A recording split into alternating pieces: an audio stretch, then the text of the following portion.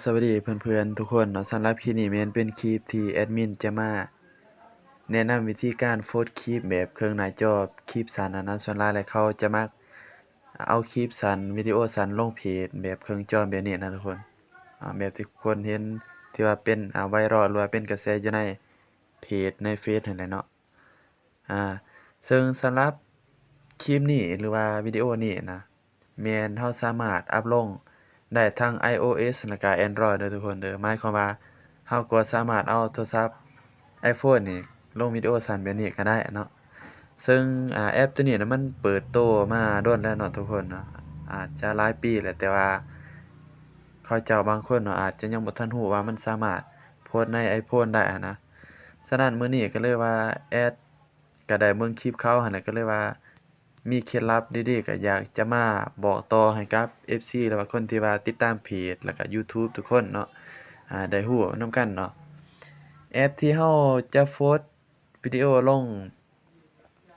เพจ Facebook แบบเครื่องหน้าจอนะทุกคนหรือว่าคลิปสั้นนะแม่นเราใช้แอป Masterpost ตัวนี้เนาะนี่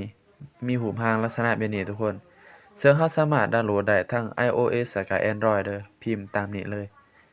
อ่าแต่ว่าอันนี้เราจะเฮ็ดแบบเรียวๆเนาะบางอย่างเราเฮ็ดถ้าลองลงเนี่ยอันนี้แม่นสิลืมข้อมูลแม่นเฮ็ดแบบให้ FC ทุกคนนี่ได้เห็นวิธีเฮ็ดไปนำกันเนาะอันนี้ลืมข้อมูลเลยเด้อหมายความว่าเราแบบเราดาวน์โหลดใหม่นะเมื่อเราดาวน์โหลดแล้วก็ให้เราเข้ามาที่แอป Masterpost เลยทุกคนซึ่งเราใช้แอป Masterpost นี่มันโฆษณานี่มันค่อนข้างหลายเนาะแต่ว่าเราบ่จำเป็นต้องใช้ไฟล์ซิปของไฟล์ Full Feed แบบที่ว่าเราเคยใช้แอปสีเหลืองๆอะนะหรือว่า Gimp Browser นะเดี๋ยวนี้เพียงแต่เราใช้แอป Masterpost ตัวนี้นี่คือจบเลยเพียงแต่เราใช้แอปตัวนี้บวกกับล็อกอินเข้า Facebook ถือว่าจบเนาะเราบ่ต้องใช้ไฟล์อื่นมาขยายอีกเมื่อเข้าสู่หน้านี้แล้วก็ให้ทุกคนนี่กดที่คำว่า Power Editor เนาะตัวนี้เนาะคลิกเข้าไปเนาะโฆษณามันอยากหลายแอปตัวนี้นะกดอนุญาตโอเคเมื่อเข้าสู่หน้าหลักตัวนี้แล้วก็ให้เพื่อนๆทุกคนนี่มาคลิกที่อันนี้เด้อadd เขาบัญชีนี่ continue with Facebook เนาะหมายความว่าเราล็อกอินเข้า Facebook ของเรานั่นแหละ สมมุติว่าเนาะกรณีที่ว่าเราเข้าสู่กรณีที่ว่าหลังจากที่ว่าเราล็อกอินแล้วเนาะมันจะถามว่าให้เราติ๊กเพจทั้งหมดของเราอันนั้นเนาะหรือว่าเพจที่เราต้องการอยากจะลงคลิปนั้นๆเนาะเออก่อนที่ว่าเราจะเข้าหลังจากที่ว่าเราเข้าสู่ระบบแล้วมันจะถามว่าให้เรานี่ต้องการจะเอาคลิปลงนี่ในเพจใดหรือว่าเพจใดเป็นเพจหลักเนาะมันถามเรา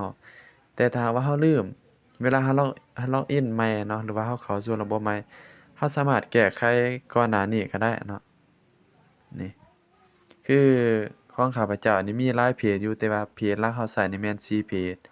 ก็เลือกเพียงแต่4แล้วก็กดที่ว่าดำเนินต่อไปเนาะ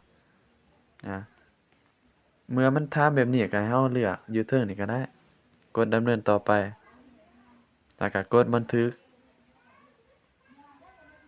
เพียงเท่านี้ก็ให้เรากดที่คำว่าเข้าใจแล้วโอเคก็ถือว่ามันล็อกอินเฟซของเราแล้วเนาะทุกคนเนาะก็กดที่กลับคืนเนาะเราคลิกกลับคืนสำหรับการเอาคลิปวิดีโอลงนี่ต้องเฮ็ดจั่งใดก็ต้องกดที่โพสต์เนาะแล้วคลิกที่คำว่า select video อนุญาตทั้งหมดเนาะแล้วก็เราเลือกวิดีโอที่เราต้องการจะเอาลงเด้อทุกคนเด้อถ้า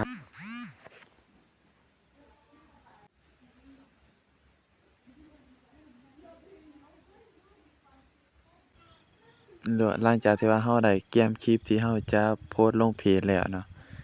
สำหรับรูปหน้าปกคลิปนี่เราจะเปลี่ยนก็ได้เนาะทุกคนคันว่าเปลี่ยนเรากดที่รูปแล้วก็เลือกที่คำว่าเพิ่มรูปแล้วก็เราเลือกรูปที่เราจะเปลี่ยนเนาะทุกคนเนาะแต่ว่าแอดมินหรือว่าข้าพเจ้าเองก็บ่อยากเปลี่ยนเนาะตัวนี้แต่ว่าจะลองเปลี่ยนตัวทางข้างเอาทุกคนเพราะว่าเราบ่มักรูปตัวนี้นะLike and Share นะเราก็กดเพิ่มรูปภาพแล้วก็เรามาเลือกที่collection เลือกที่คำว่าพินเอาเนาะทุกคนเนาะเพราะว่าเรามีรูปที่เราต้องการจะใส่เด้เอาใส่ตัวนี้ซะก็รอท่ามันอัปโหลดสำเร็จเมื่อมันขึ้นแบบนี้แล้วก็ให้เราเลือกเอาส่วนอยู่เทิงนี่แม่นเราเขียนแคปชั่นหรือว่าคำคมหยังก็แล้วแต่นะทุกคนอยู่เทิงเนาะ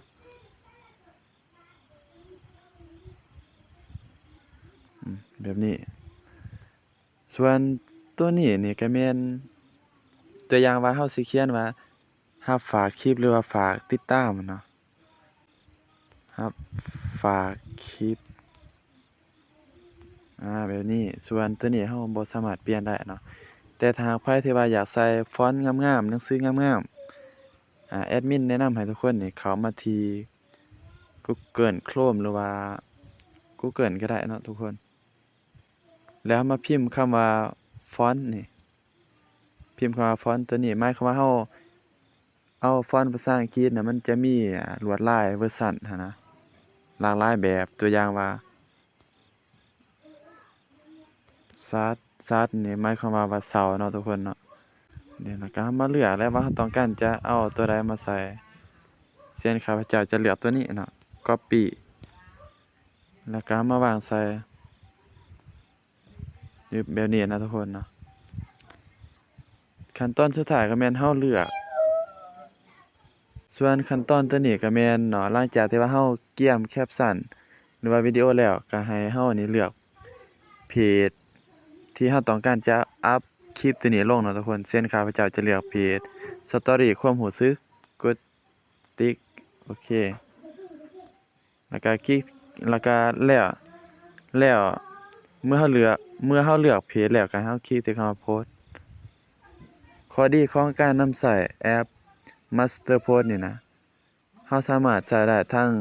iOS แล้วก็ Android ทุกคน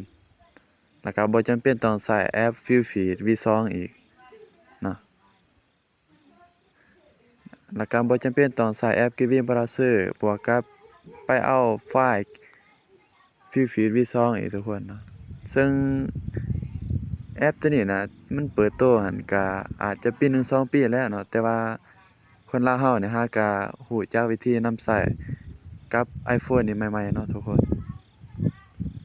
โอเคเมื่อเราโพสต์แล้วเรามาลองไปเบิ่งวิดีโอในเพจเราเนาะนี่มาเบิ่งวิดีโอในเพจ